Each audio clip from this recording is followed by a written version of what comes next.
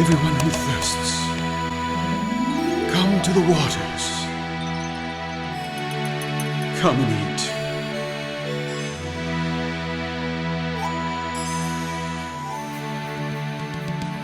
Listen diligently to me. So, hallelujah. Shabbat shalom, everyone, again.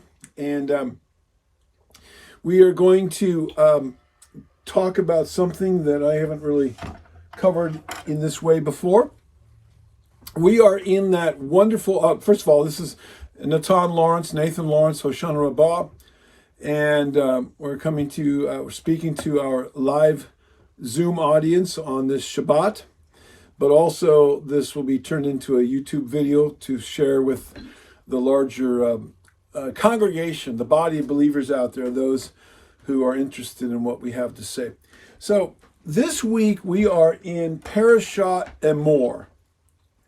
And this is the parashah, the weekly Torah portion that is between Leviticus or Vayikra 21 and 24. So chapters 21, 22, 23, and 24. And we are also in the 50-day count of the Omer. Actually, it's 49 days, and the 50th day is the Feast of Pentecost, or Chag HaShavuot, the Feast of Weeks. And so we're in that period of time, the counting of the Omer. And for those of you that don't know what the counting of the Omer is, I've done teachings on that. You can go on the YouTube channel and look that up. Go on the section, the playlist for the Sabbath and the feast days. And I'm sure I probably have a video in there on the subject. Please turn your microphones off. Thank you. We've got some feedback here. Thank you. I'm talking to the folks in the Zoom. Anyway, that way we don't have background noise. Anyway, so the counting of the Omer is it's 7 weeks, 7 days, 7 weeks of 7 days. So it's 49 days. And right now, on this particular day that I'm making the video, this is Shabbat, and we are the 7th day of the 4th week. So we have 3 more weeks to go until Shavuot, or the day of Pentecost, the Feast of Pentecost. And of course, we celebrate the biblical feasts. And Pentecost is the next one that we will be joyfully and happily celebrating in accordance with the commands of Scriptures and the example of Yeshua and the disciples who became his apostles in the there in the book of Acts, Acts chapter 2. And why people don't celebrate Pentecost when the early church did is beyond me. And as many of you know, there's a whole denomination, well, it's not a denomination, but it's a segment of Christianity called Pentecostal. And I guess they do have a thing they call Whit Sunday. My wife was raised as a Lutheran, and she said they used to do Whit Sunday. I don't know where that term comes from. It's probably something that comes out of Catholicism. I don't know. But I think, I like to think that maybe a few more churches are becoming aware of that. My son, for example, is going to a Sunday church because there's really no congregations, Messianic Hebrew Roots congregations around our area that he feels comfortable going to, or that are close by. And there are none that are close by, and they are going to be celebrating, or many of them, including the leaders, are going to be celebrating Shavuot, or Pentecost. So some churches, God bless them, are beginning to come back. Many of them are now keeping the Sabbath, and this is a really big church. They've got thousands of people, and I told my son, well, maybe Yah's put you there for a reason to be a light and an example. But anyway, so we are in the 7th day of the 4th week. And so as I have taught before, the counting of the Omer is, it started with the children of Israel when they were at Mount Sinai. And when they left Egypt, Passover, and then they appeared at Mount Sinai. And it was basically, that's the time between Passover and unleavened bread, the Feast of Unleavened Bread, and Shavuot, or Pentecost. And so there's 40 days, 49 days. And so it's 7 times 7. 7 days times 40 times 7 weeks is 49 days. So it's a 7 is the number of biblical completion or perfection. So basically, it's the period of time that the Israelites went from being an unwashed group of basically heathens in a certain sense. They're in Israel, unsaved, unwashed, a spiritual baby. And then 49 days later, they prepare themselves and they meet Yehovah Elohim at Mount Sinai, and they become the bride of the pre-incarnate Yeshua, the bride in the wilderness. And there he married them and formulated a covenant with them, a marriage covenant, which is the Mosaic or the Torah covenant. Well, what can we learn from this counting of the Omer? Because it is a command. Here, in fact, it's in this Torah portion. It says, and you shall count, if you go to chapter 23, Leviticus, it says, verse 15, and you shall count for yourself from the day after the Sabbath, from the day that you brought the sheaf of the wave offering, 7 Sabbaths shall be complete. Count 50 days to the day after the 7th Sabbath, then you shall offer a grain offering to Yehovah. And then it talks about going into, gives the particulars about celebrating the Feast of Pentecost or Shavuot. So it is a command to count, to be aware. And like I say, we are currently, this day is the 7th day of the 4th week. So here we are. I wanted to put this Torah portion together, Torah portion and more, with the counting of the Omer and what they have to do with each other. So this is what Yehovah gave me. As I said, the counting of the Omer is about advancing towards spiritual maturity, going from a spiritual baby like Israel was, children of Israel, enslaved in Egypt, in the world, coming out of the world, getting saved, if you will, getting redeemed by the blood of the sheep, the lamb, there at that first Passover, going through the Red Sea, getting baptized unto Moses. That's a picture of baptism for the remission of sins. Going through the wilderness, going through all the things they went through till they got to Mount Sinai. And there they had already were learning about the Sabbath. They had been through the feast of the Passover and the feast of unleavened bread, the picture of putting sin out of your lives. And now they come to the mountain where he gives them the Torah. He gives them the way. Now that you've come out of Egypt and you've been cleaned and redeemed, now this is the way I want you to walk. Walk in my Torah, which teaches us how to love Elohim with all of our heart, soul, mind, and strength, and our neighbor as ourselves. So when they came to Mount Sinai, they, received the commandment and the Torah.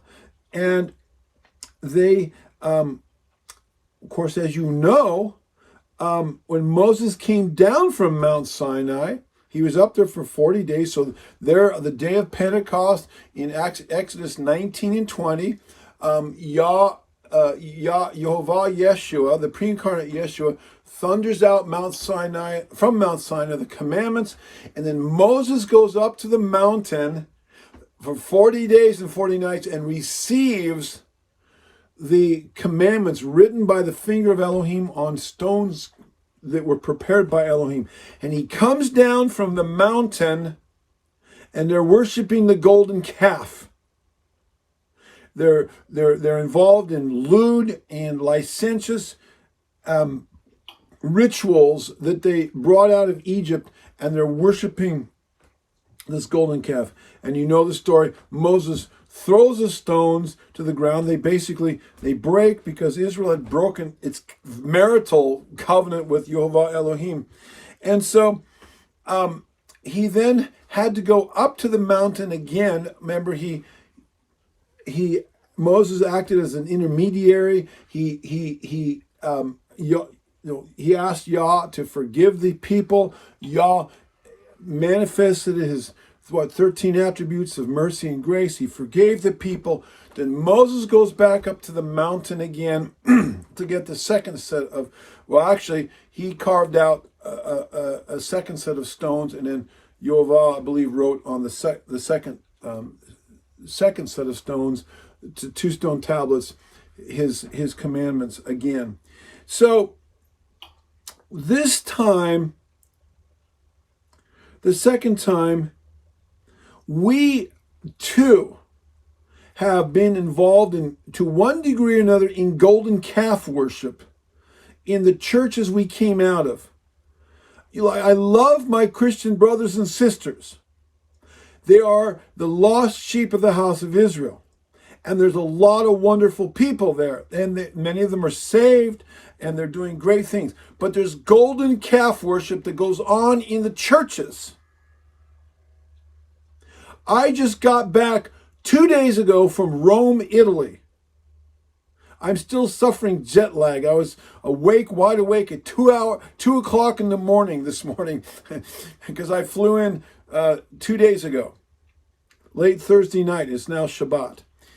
And because it's 9-hour difference. And I was up at 4 o'clock this morning because I couldn't sleep.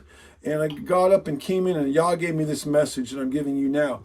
But I was in Rome, and I toured the Vatican. I've been there before 40 years ago, but this time I did a tour. And you can see the paganism there. It's not all bad. It's not all evil, but there's a lot of paganism.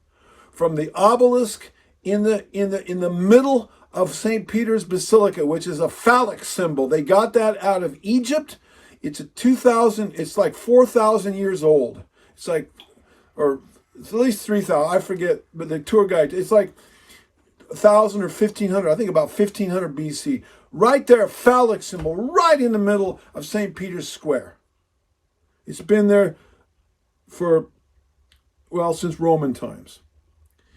And I don't need to tell you that there's a lot of paganism in the Christian church, and it's a form of golden calf worship. Even many of the terms that they use for the names of deity come out of pagan sources.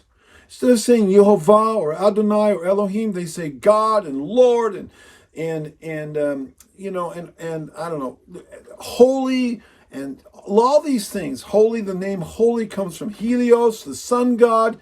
I mean, the word church comes from, it's a German word Kirche, or Kirche. That's the German word for church, but that comes from Circe, who was where we get the word circle or circus, and it goes back to the Apollo, the sun god, the sun being round. All of these, so many things, and I don't even have to get into Christmas and Easter, all the paganism, the Baal worship, this idolatry, the Easter bunny, Ishtar, the name of Easter. And so we have been involved in golden calf worship, and he's calling his people out of Babylon, and now we are in the 49 days of the counting of the Omer, getting ready for Yeshua to come back.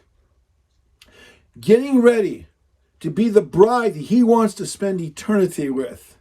We got to let go of this stuff, folks. He's, like I say, he's not coming back for a swine eating, Christmas keeping, Easter egg hunting, Ishtar worshiping, whatever, bowing down before a Christmas tree, which is another picture of a phallic symbol. I don't care how you clean it up and make it look good, it is still paganism. And that's what the children of Israel were involved in. I know this is a hard message for some people, but those of you who have ears to hear and eyes to see, you get what I'm saying. We're not to take on the ways of the heathens and the pagans. We're to come out of Babylon, come out of her, my people. Do not learn of her ways. Jeremiah chapter 10, the precursor to the Christmas tree, is described there. It's an ancient fertility symbol.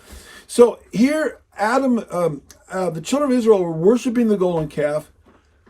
Moses comes down the second time. In glory, his face is shining. This is a picture of Messiah coming back the second time, this time in his glory, not as the lamb, no, I mean not as a suffering servant or the lamb going to slaughter or as a babe in the manger, but as a warrior on a white stallion. We just saw a picture of that stallion, or of a stallion a few minutes ago. Somebody had a picture of one on our Zoom meeting, and they have it in their house. It's a picture of, for them, it pictures Yeshua coming back. And somebody else on our group here had a vision of riding on a stallion when Yeshua comes back in Revelation 19 verse 1 on a white horse with the congregation with him from heaven, which is, I believe, the saints.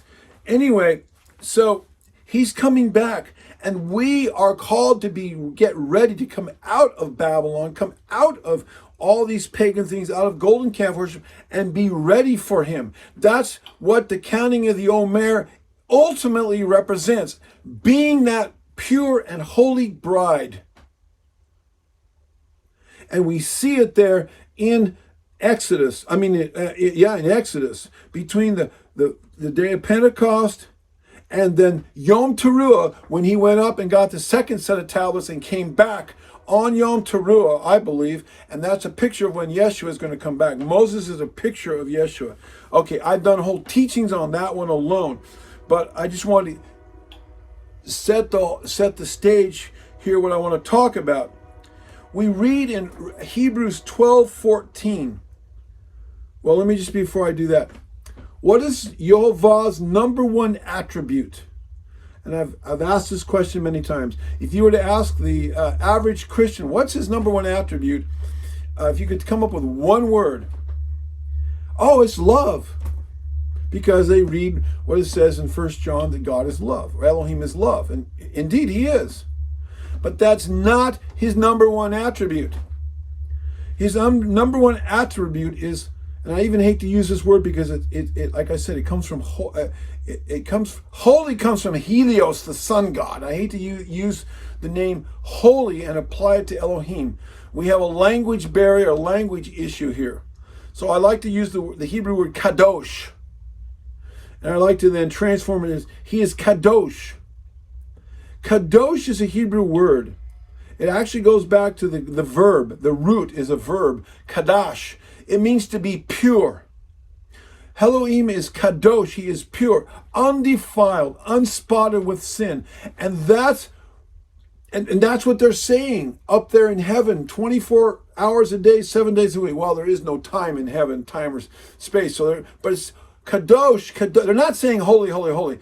The translators got that one wrong too, although that's what it means. But I don't think they're saying the name of a sun god up there, Helios.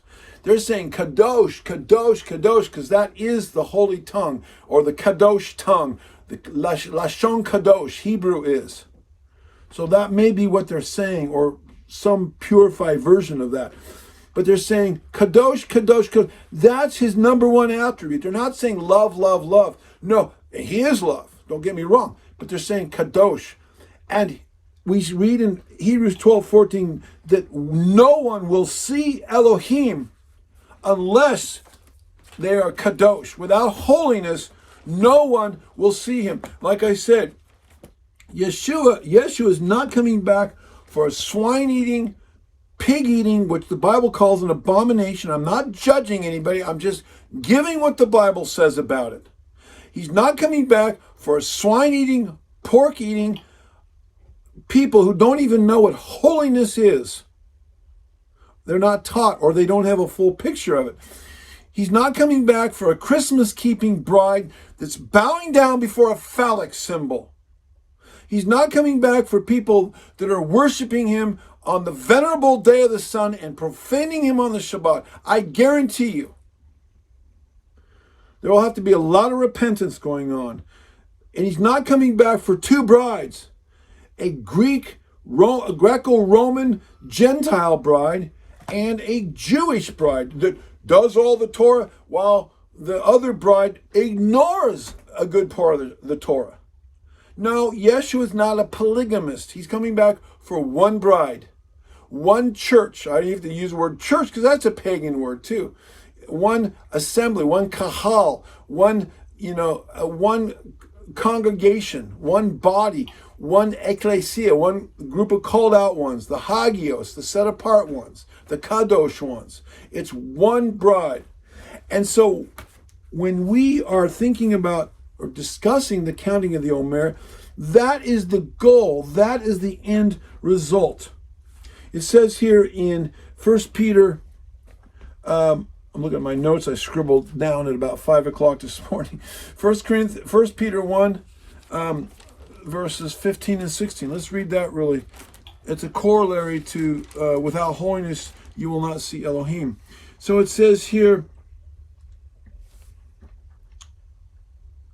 verse 13, therefore gird up the loins of your mind, be sober, rest your hope fully upon the grace that is to be brought to you at the revelation of Yeshua the Messiah, as obedient children, not conforming yourselves to the former lusts, as in your ignorance, but as he who called you is kadosh, you also be kadosh in all your conduct. Because it is written, be kadosh, or be holy, be kadosh, for I am holy, or kadosh. And you see that mentioned several times in the Torah. That is the heart of the Father, to be kadosh as he is kadosh. Now, we are called to be a kadosh priesthood. That was the desire, that was the goal that Yah had for the children of Israel there in, well, I'm not even going to turn there, I know it by heart. In Exodus 19, verse 6, he said, I'm calling you to be a kingdom of priests. A kingdom of priests. And then First Peter 2, verse 9, Peter calls the saints the royal priesthood. We are priests in training. And then we read 3 times in the book of Revelation that when Yeshua comes back and sets up his kingdom on this earth, where he is the King of Kings, the saints are going to be ruling and reigning with him as his kings and priests, or as a kingdom of priests. Kings rule and reign, and priests teach the Torah and teach the ways of Elohim, and together they work together to bring forth and enforce and establish the kingdom of Elohim. That is your destiny, and that is where we are headed, and that is our goal. The reason I'm giving this message is I want us to get the mindset that we're not better than anybody. We are not above anybody, our Christian brothers and sisters, and I am not putting anybody down. We, by his grace, why he has called us, I don't know. Why he has chosen me or chosen you, I don't know. All I know is that he has, and this is what I am instructed to do and where I'm instructed to go. And some people are called before other people, and then he'll call other people. He's the one that's in charge. So we're not better than anybody. We're just blessed that he chose us, the foolish things of the world, or whatever. So to be a kadosh, or let's say set apart people, which is what the word holy means, to be a pure and set apart people, we have to understand the difference between the kadosh, or the set apart, or the holy, and the profane, or that which is defiled or polluted. We have to make the separation between the precious and the vile. And it's not what we think. It's what he thinks. He, Yehovah Elohim, is the one that determined what is holy or precious or set apart and what is not. Like I said, in my recent trip to Europe, we visited 6 countries, and they're all Catholic. Well, no, Tunisia wasn't. They're Muslim. But the other 5 are Catholic. France, Andorra, Spain, Italy, and the Vatican. All Catholic.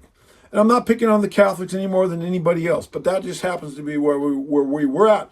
And we were in many cities. We went from the below the boot of Italy all the way up to Florence, which is about 2/3 the way up, and stopped at various points. We were in several places in Spain. We were in a couple places in France, and everywhere you go, there's churches. I can't tell you how many churches we were in. Cathedrals and things, and this is part of the tours you do. And of course, the Vatican was the big thing of it all.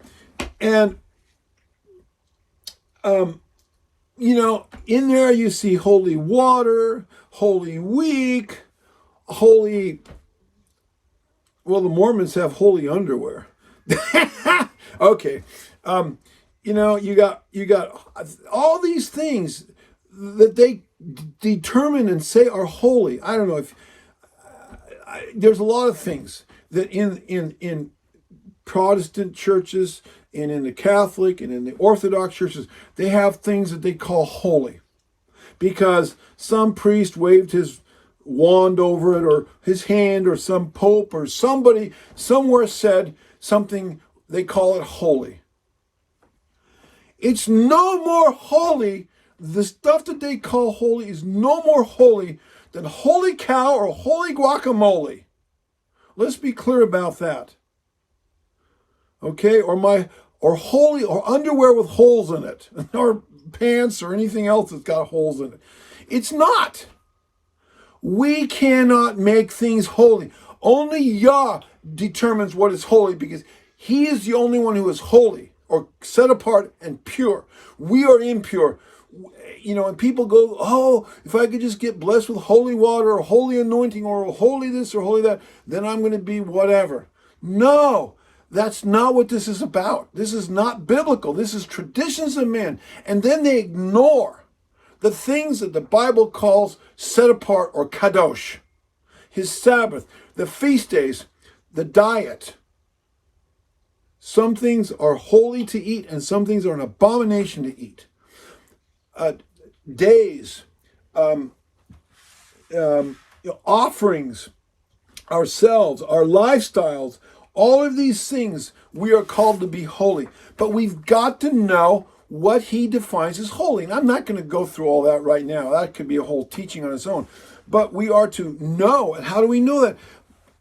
You know it by studying the Torah, because that's where it is laid out. So let's review several scriptures where he instructs his people to make a difference between the holy and the profane. Ezekiel 22, verse 26. Let's go there first. Ezekiel 22, verse 26. This is very important to YHVH Elohim. He says here in verse 26, he says,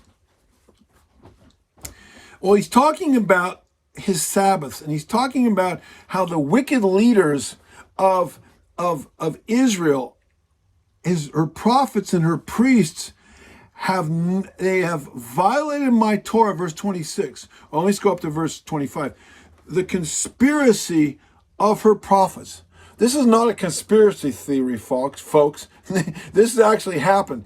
He says, the conspiracy of her prophets, they conspired. In her midst is like a roaring lion tearing the prey. They have devoured people, and they have taken treasure and precious things. They have made many widows in her midst. So they're rapacious, they're avaricious, they're greedy. And then in verse 26, her priests have violated my laws and have profaned my holy things, or my kadosh things. They have not distinguished between the holy or the set apart or the pure and the unholy. See, this is something that Aaron failed to do when he allowed the people to go make a golden calf. And we've been doing golden calf worship ever since, off and on. They have not made a difference between the clean and unclean and the clean. They have hidden their eyes from my Sabbath, so that I am profaned among them. Oh yeah, we've all been there and done that. And many still are, but some are coming out, hallelujah. And we are coming out. Come out of her, my people. Come out of Babylon, lest you partake of her plagues and her sins. You come under the curse of her sins. And then it goes on to talk about the lying prophets and see false visions. But he's calling his priests to make a difference between the kadosh, the holy, and the profane. Let's go over to Ezekiel 44. Now this is where he's talking about, this is Ezekiel's temple, and he's talking about the priests that will be ministering during this time, I believe, in the millennium, the millennial temple. Ezekiel 44 verse 23, it says here, speaking about these priests, and that's what our job is going to be when we're ruling and reigning with Yeshua in his kingdom in the millennium. And they shall teach my people the difference between the holy and the unholy, and cause them to discern between the clean and the unclean.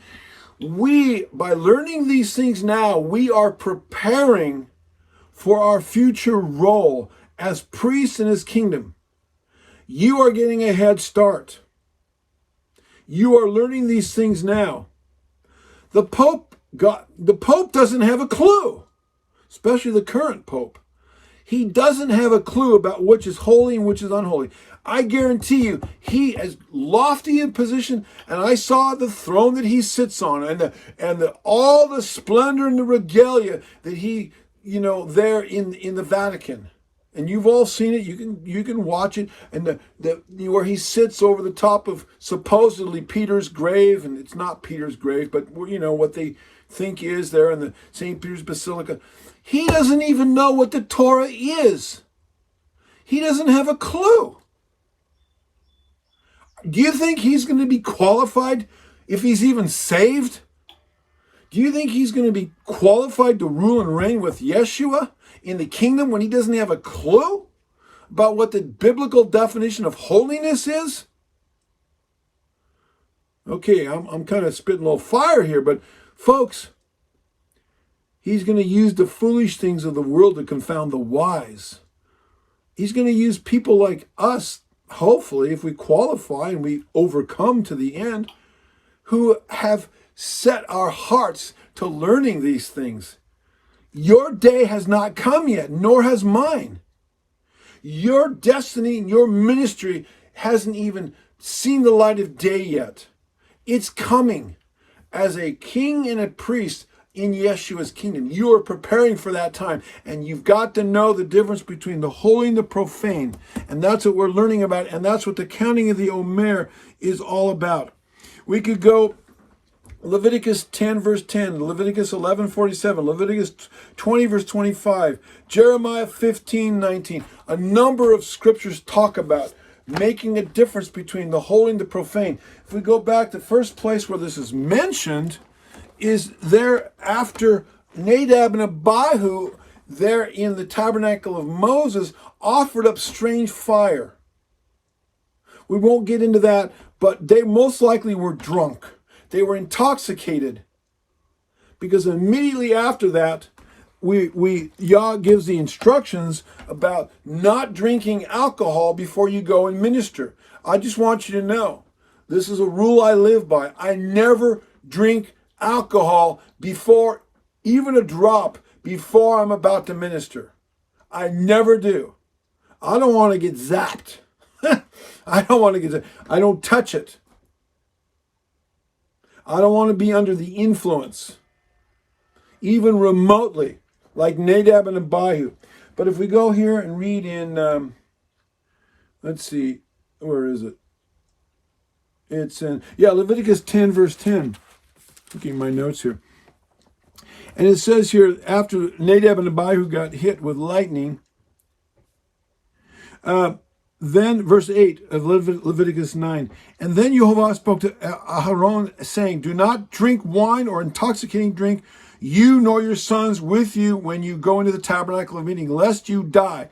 It shall be a statute forever throughout your generations, that you may discern or distinguish between the holy and the unholy. When you've had too much to drink, you get a little fuzzy-headed, and we don't try to do that, but every once in a while, if you have a beer or something on an empty stomach, you know, for a moment, you stop at that time, and for a moment you go like, whoa, you know, a few minutes later you're okay, but you don't want to go past that point, because you can do bad things if you get drunk, and you know, we don't want to do that, and your judgment gets blurred and your inhibitions go down, and that's what alcohol does if it's used in excess.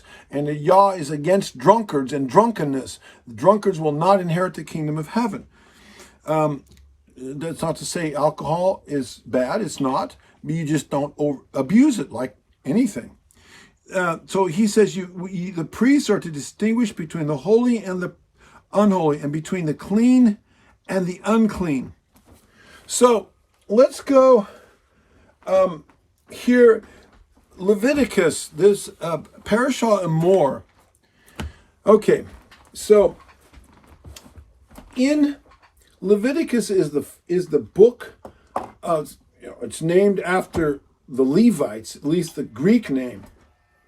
In Hebrew, it's Vayikra. That's the first words in the Torah. In the Torah scroll of Vayikra is Vayikra. Is the Torah scroll of Leviticus. The books of the Bible, or the books of the Torah, are named after the first words that appear, the first Hebrew words that appear in those books. But Leviticus is about the conduct of the Levites as well as the rest of the people. But it's about holiness.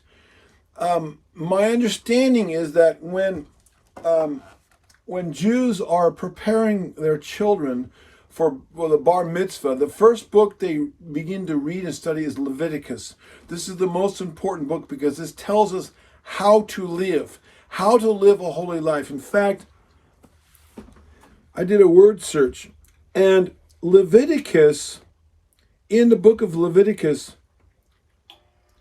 the term holy or kadosh is found like 94 times. It's found 12 times in this, 94 times in Leviticus. Holiness, the word holiness. Not even the word holy, just holiness. I didn't check to see how many times the word holy is found. It's probably more. But that is the theme of Leviticus. And that is the theme of this Torah portion. And the word profane is found 12 times in this Torah portion, this parashah alone. A number of times. I'm not going to go through it. But this Torah portion and more, Exodus 21 through 24, talks about holiness issues. And I'm not going to go through, we could spend hours. I've done teachings on this Torah portion. I have written a Torah study guide on this Torah portion. I have done one or two commentaries that I've published on this Torah portion alone. It's on my YouTube channel. And I'm sure I've done teachings. I know I've done teachings on YouTube on holiness. I have an article that I've written years ago on what it is to be a holy priesthood. It's up on our website. So I've covered this subject quite a bit. So I'm not going to go into details. But the first thing here is he's talking about the priests, the conduct of the priests. And remember, we are priests in training. The conduct of the priests. Do not touch dead bodies. Don't go around. If you're a priest, you're not going to be a mortician. You're not going to be a funeral director, okay? You're not going to be a mortician. Now, you can go ahead and, bury your father or your mother or a close relative, but the point is, you're not around dead, dying things. Also, it says here, don't cut your beard in a certain way. Now, there's a lot of questions about what does that really mean. I'm not going to get into this right now. The Jews believe it. You got to leave the long side locks, their curls, side curls. They call them peo, and they got these long things. And there's some question as to if that's really what it means. But I have a beard because Yeshua had a beard. Most of you guys have beards. It was the norm, and I don't have a really long beard because when I'm climbing a tree, I don't want to become like Absalom and get caught up in there with a long beard. Absalom's beard didn't get caught; his hair got caught. But I have a beard just because it's nice not to have to shave all the time. But I do believe that that's what you're supposed to do. But there's some men that can't grow beards, and I'm not judgmental about that. And if you do or you don't, that's your business. But that was part of it. They're not to cut their beard in a certain way, and you could say, it because of this and certain pagan rituals and so forth. So, we're not going to get into that. But that was part of it. And then there's laws about who they can marry and who they can't marry. The priest was to only marry a virgin, and if his wife died, he had to take another virgin. He could not marry a divorcee or somebody who had been married before. So they were to literally be above reproach and be pure in every aspect of their lives, even only marrying a virgin.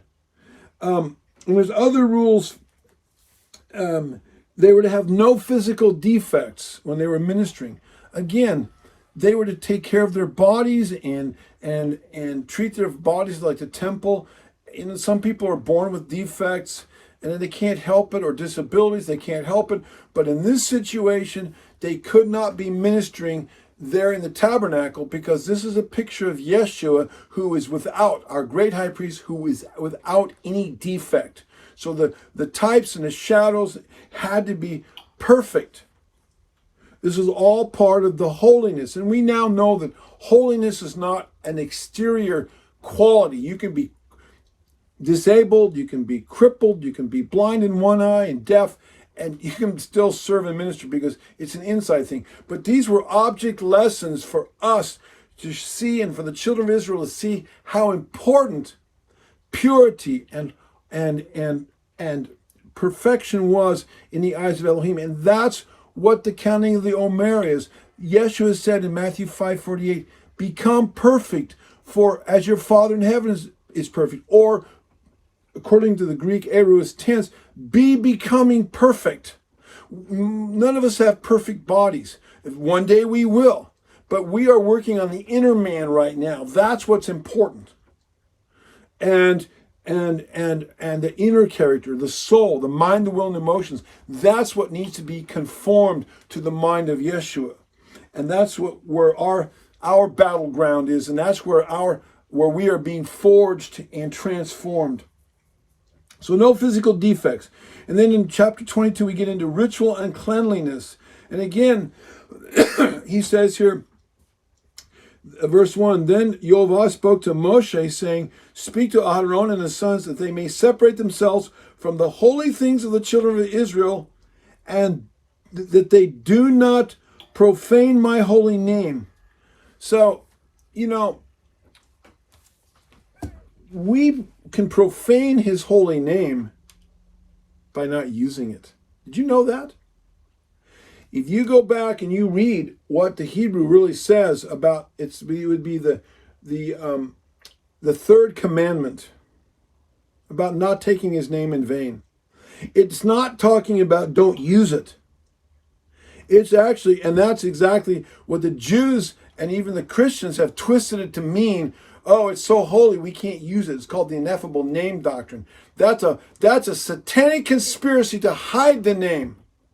No, the name is, his name, Yehovah, is used, his memorial name, almost 7,000 times in the scriptures. 6,900 and some odd times, as I recall. Just a little under 7,000 times.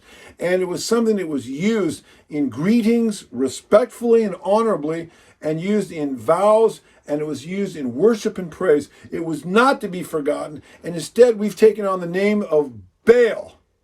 Many people have, when they use these terms that are applied to pagan deities. So that's why it's a beautiful thing to know what his name is. And it's not Yahweh. Sorry, folks, it ain't Yahweh. It's Yehovah. And if you really do the research and study the ancient documents, and you go and do from experts, not from Christians who don't know their Hebrew, or Christian early church fathers who did not know their Hebrew and made up names like Yahweh. And again, I'm not condemning anybody. I'm just speaking the truth. If you don't like it, sorry, you can address it to Yehovah Elohim. But his name is not Yahweh. It's not Yahuwah or Yahweh.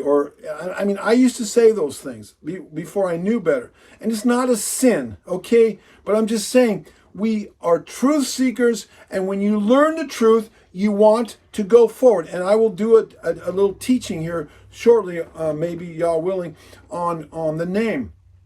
But it's absolutely incontrovertible from the Hebrew, the Bible, from the grammar, and all the ancient writings, and from the Jews themselves. This Yehovah, it's not Yahweh or Yahweh or Yahuwah or whatever other things that people come up with. So he is restoring to us a pure language, including his name. What a blessing. So when we use his name, that is kadosh. And we are fulfilling the command not to ignore it.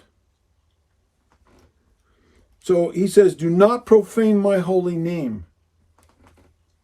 And then he goes on here. He talks about cleanliness. Now the phrase, you've all heard the phrase, cleanliness is next to godliness, okay? It's not in the Bible. That phrase is not in the Bible, okay? But the concept is in the Bible about cleanliness. The Bible was big in this section of Leviticus about cleanliness, about hygiene, about burying your excrement, about quarantining for people that have diseases, contagious diseases and sicknesses, about a customary impurity for men and women, and cleansing yourself and bathing, all of these things. This is all part of it. This is part of we just got back from Italy and France. Drove my wife crazy. Half the toilets there don't have toilet seats. For you women, that's tough. It's unbelievable. In the Vatican, I used the restroom. They've got these beautiful restrooms, tile and marble, and they have a hole in the floor you squat over. Are you joking me? Okay, at least, okay.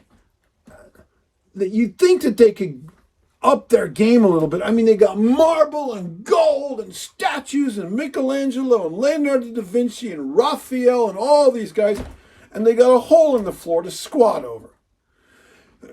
And then you go into these restaurants and these places and no toilet. Imagine trying to use it without a toilet seat. And my wife, I'm speechless. They're so advanced in so many ways, but they haven't figured this cleanliness issue out. And what's bad is when they have the unisex restrooms. Okay, I'm being graphic here to make a point. And the guys have to go in there first, or the guys go in there, and then the women have to somehow use a defiled rim of a toilet that has no toilet seat. That the guys have, messed up. It was all over the place. We are called to be holy and clean. And I'll tell you, when we found a restroom that had toilet seats, I just like, hey, Sandy, there's a toilet seat in there. She goes, yeah. So cleanliness is very important. And after a day of traveling, I tell you, you come home and take a shower. In your hotel room. So, anyway, we are to be holy in everything that we do. He goes through, I'm not going to go through this. In the offerings that we give Yehovah are to be holy. We don't give him the leftovers and the crumbs. We give him the best because he's Elohim. And whether it's our tithes, our offerings, that's why just me, I'm not judging anybody, but I have my devotions in the morning when I'm fresh. When I'm not asleep, I'm not dirty, I'm not dragging in from work, half asleep, and my brain is thinking about a million things. I do it first thing in the morning my brain is a clean slate. I've got rest. I'm not thinking about everything. And I come in here and I have my devotions and my prayer and my Bible study. I want to give him the head of the day, not the rear end of the day, if you know what I mean. That's me. Now, you may operate differently, but that's me. Because half the time I get home, I'm tired. And then before you know it, I'm too tired and you're falling asleep reading your Bible. That's, I think it's good to read the Bible at the end of the day, but that's not the time that I'm the best. Okay. So, and then we get to chapter 23, the feast days, holy times. The Sabbath is mentioned in here. And he talks about, throughout the Bible, about profaning my feasts by not doing them or by working on the Sabbath or whatever. And the Feast of Unleavened Bread is about putting sin out of your life and getting the leaven out. Again, and getting pure, becoming a pure vessel, a pure, mature person that's getting the leavening, the sin, the corruption, the impurity out of your life. And then in Leviticus 24, it's the burning of the menorah and the oil. It's got to be pure oil.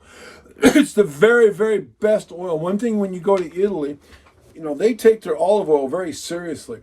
And when we were in Sorrento, the tour guide was talking, and they literally, this is not the season for olives. That's in the fall. There are a lot of olive trees, but they'll actually put nets out to catch the olives that drop.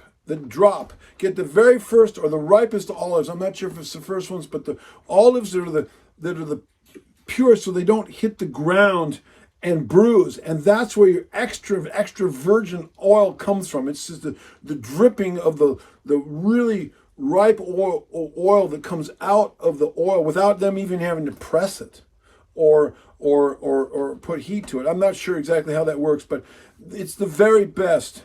And that's the oil that makes the best food. It's also the most expensive. And then you have the other stuff.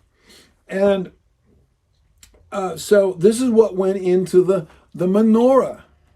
And they had to keep it clean and keep it lit, and everything had to be done just right. And then it talks about the penalty for blasphemy. Blasphemy that's in Leviticus chapter 24, starting in verse 10.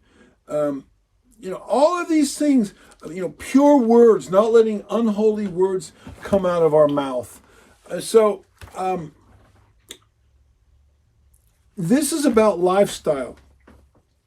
Last night I was talking to somebody on the phone, and they contacted me. They had some questions, and so I called them up. They actually live in my state, and they're very new to Torah. They've only been been doing it for a few months, but they were studying it for a couple years, and now they're actually walking it out. And this lady told me, she had a couple questions. She'd seen one of my YouTube videos or my blog or whatever, and so she emailed me, and she had her phone number, so I just picked up the phone and called her. She couldn't believe I called her. She said, I don't know what people think, but I like to call people. I'm not like some of these, a lot of these ministers that are too holy and too high and mighty to call anybody. I love to talk to people. So she told me about how, their marriage, they're like around 40 years old, and they have a couple kids that are, one's 7, one's 10. And she said, a couple years ago, our marriage was falling apart, and we were not going to church. We didn't have any interest in these things. My husband, and it was just a mess. And she said, we realized there was nothing, we started reading our Bible together, and things started to click, and our marriage started to get better. And they began to read more and more, and next thing you know, they learned about the Torah and about the Sabbath and about this and that. And she said, and then I started, and then my husband followed, and then he grabbed the hold. And she said, now that we've been walking in the Torah, it's only been a short time. She said, our marriage is healed. We during the feast days, we bought our first house. Our family's doing good. We're homeschooling our children. And she gave me this whole list of things that are going really well for them, and they're so excited. And I like, there's a perfect example. Yah wants to show his people that when you start walking with me, your life turns around. Things get better. There's a river of life. You get blessed. You buy your first house. You get a good job. You this and that. I mean, it's not always that way for everybody, but this was a beautiful testimony. When we start walking the walk, when we start living for him and putting him first and make it a lifestyle. So, I want to conclude by turning to 2 Peter 1:4. This is ultimately what the goal is of the counting of the Omer, is to become the bride of Yeshua, to become like him, so that we can be and become at one with him, so that we can be, in a spiritual sense, married to him. 2 Peter chapter 2. So there's a concept. Let me move my computer over here, because I've got some notes about this that I want to actually read. And let me fire my computer, my laptop. Here we go. And I'm going to read some things from my notes, and then we'll be at the end. So let me, there we go. Oops. There we go. Okay, great. I'm getting my computer set up here. All right, let's move that over there. Okay, so in 1 Peter 1, verse 4, this is the goal. Actually, let's go up to verse 2. I hate to cut in the middle of a sentence. Grace and peace be multiplied to you in the knowledge of Elohim and of Yeshua our Master, as his divine power has given to us all things that pertain to life and godliness through the knowledge of him, who called us by glory and virtue, by which have been given to us exceedingly great and precious promises. Here it is, folks. That through these you may be partakers of the divine nature. That you may be partakers of the divine nature. That's what it's all about. Putting on the nature of Yeshua, being conformed into the likeness of his image, being metamorphosed, being changed. Romans 12 verse 2, or being taking on his nature, or coming into unity. Go read Ephesians 4 verse 12 or 13. That's what the purpose of the fivefold ministry is, to bring everybody into the fullness of who he is, the pleroma of who he is, and to become at one with him. The divine nature. This is a concept which is called theosis, that sadly has escaped the theologies of the Western Church, the Catholic Church and all of her Protestant harlot daughters. But it has not escaped or left the Eastern Church. It's the concept of theosis. That's a Greek word where it refers to the being conformed into the image of Elohim, so that we take on his nature and become like him. Not equal to him, we will never be equal to him, but like him in nature. By escaping the corruption that is in the world through lust. So putting off the impure, the polluted, the defiled, that which is profane, and putting on the holiness, the pure, the set apart, that which is transcendent, above the earth, the mundane. And what are the steps? This is what I want to go through. But also for this reason, giving all diligence, add to your faith virtue, to virtue knowledge, to knowledge self-control, to self-control perseverance, to perseverance godliness, to godliness brotherly kindness, to brotherly kindness love. For if these things are yours and abound, you will neither be barren nor unfruitful in the knowledge of our Master Yeshua the Messiah. For he who lacks these things is short-sighted, even to blindness, and has forgotten that he was cleansed from his old sins. Therefore, brethren, be even more diligent to make your calling and election sure. If you do these things, you will never stumble. So, I want to quickly, I'm going to read from my notes here. I want to quickly go through each of these things. I'm just going to read because I've laid it out here. It's pretty simple. The first one, there's 8. You say, why 8? 7 is the number of perfection, but there's actually 8. We'll explain why that is. Number 1 is faith. I'm reading from my notes. First, there is initial faith in YHVH Elohim, which is the starting point in our spiritual walk. This is the same faith Abraham had when YHVH told him to leave Babylonia, and it was accounted to him for righteousness' sake. So faith in Elohim, faith in Yeshua the Messiah. That's where it starts. Number 2, virtue. Second, initial faith in Elohim is filled out with virtue. Or add to means to be filled out with, which is defined. Virtue is defined as moral excellence.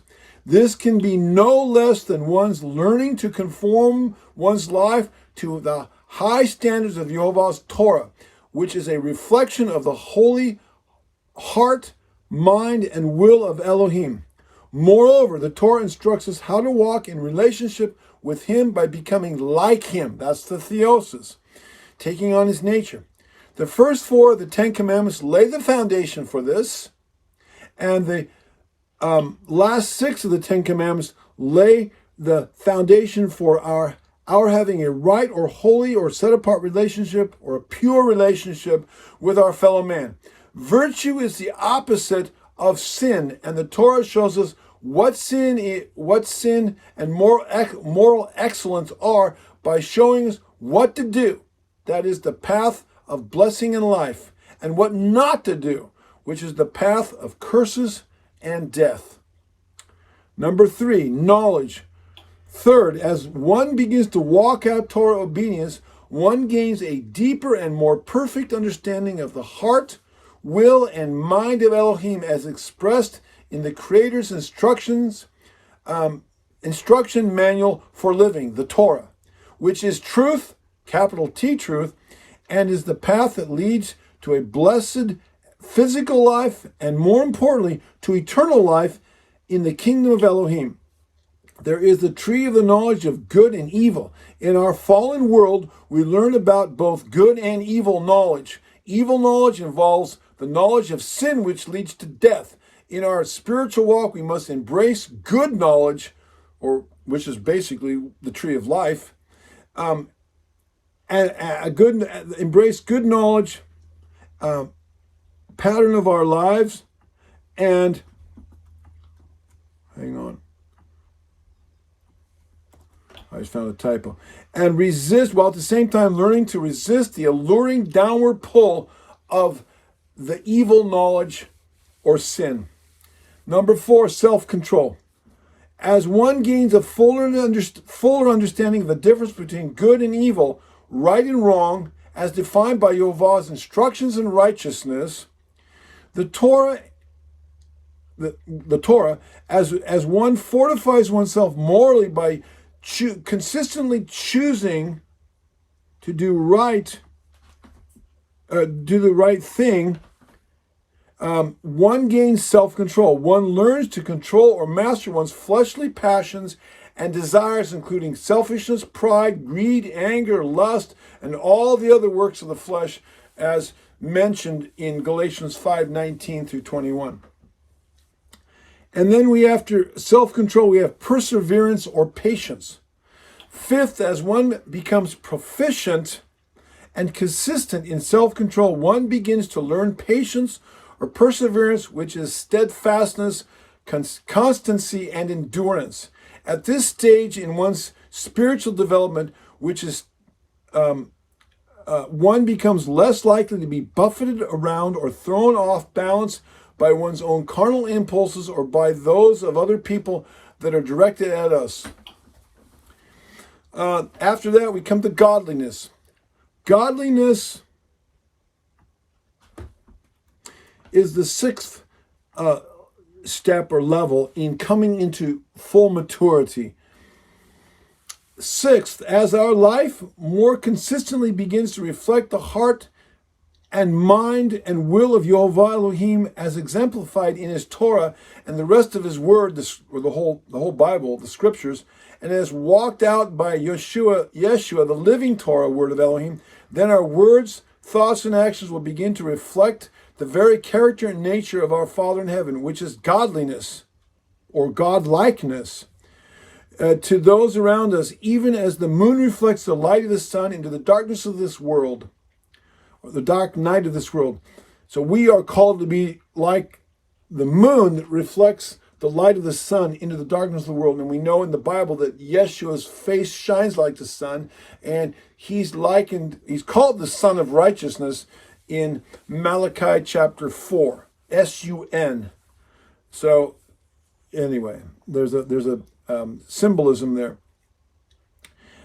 This is the goal of theosis, to become partakers of the divine nature or godlikeness or godliness by escaping corruption or pollution of this world,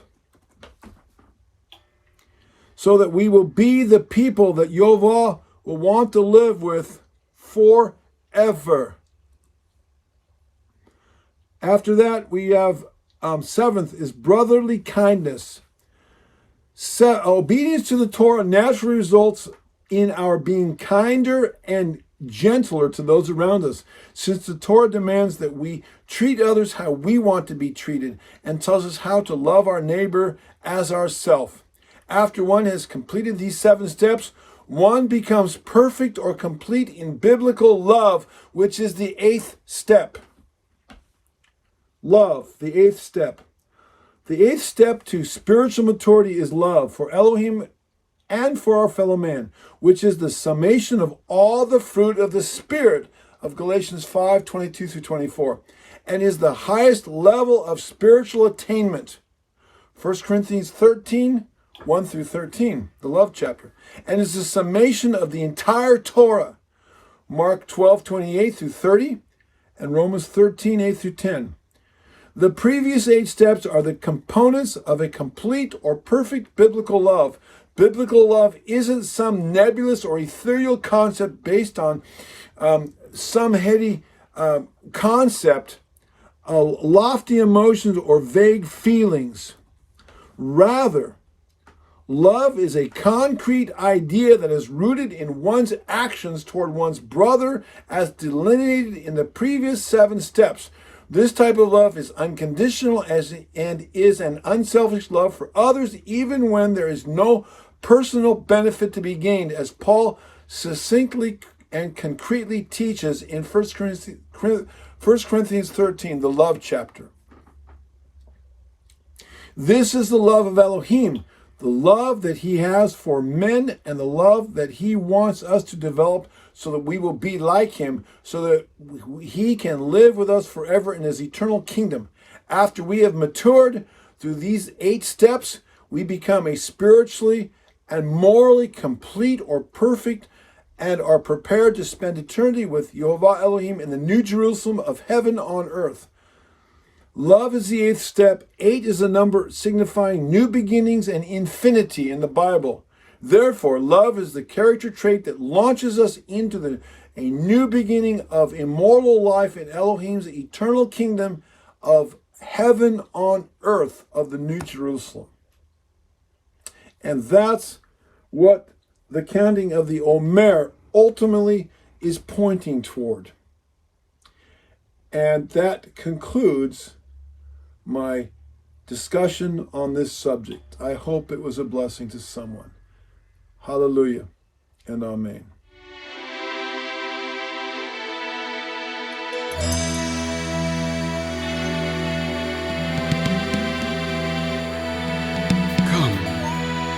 Everyone who thirsts, come to the waters. Come and eat.